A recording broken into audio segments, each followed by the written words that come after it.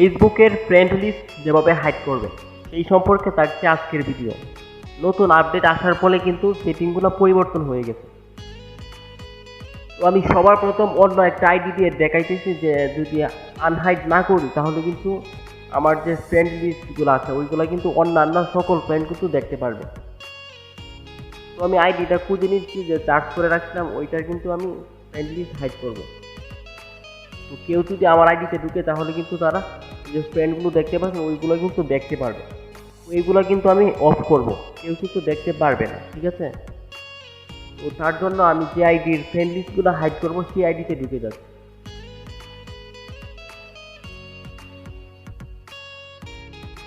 তো আইডিতে চলে আসলাম, এখন সেটিংয়ে চলে যাব। তো নিচে দেখতে পাচ্ছেন সেটিং অ্যান্ড প্রাইভেসি, ওইখানে একটা ক্লিক করবেন। সেটিং দেখতে পাচ্ছেন, ওই সেটিংয়ে একটা ক্লিক করবেন।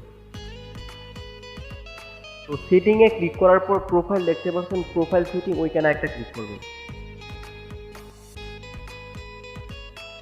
তারপর ক্লিক করবেন প্রাইভেসিতে, ঠিক আছে? সবার প্রথম দেখতে পাচ্ছেন প্রাইভেসি, ওই প্রাইভেসিতে ক্লিক করবেন।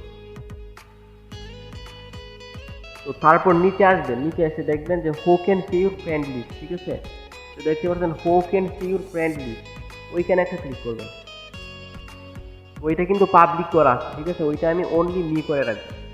তো তার জন্য সি মোডে ক্লিক করবেন।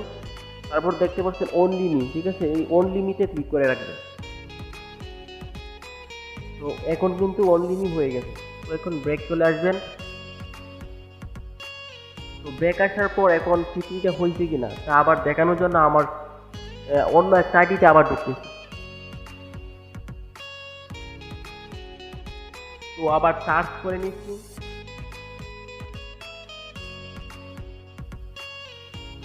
তো এখন কিন্তু ফ্রেন্ড লিস্টগুলো দেখা যাইতেছে না, ঠিক আছে? দেখতে পাচ্ছেন শুধু একজন যে মিউচুয়াল ফ্রেন্ড ওনাকে শুধু দেখা যাইতেছে, অন্যদেরকে কিন্তু দেখা যাইতেছে না, ঠিক আছে?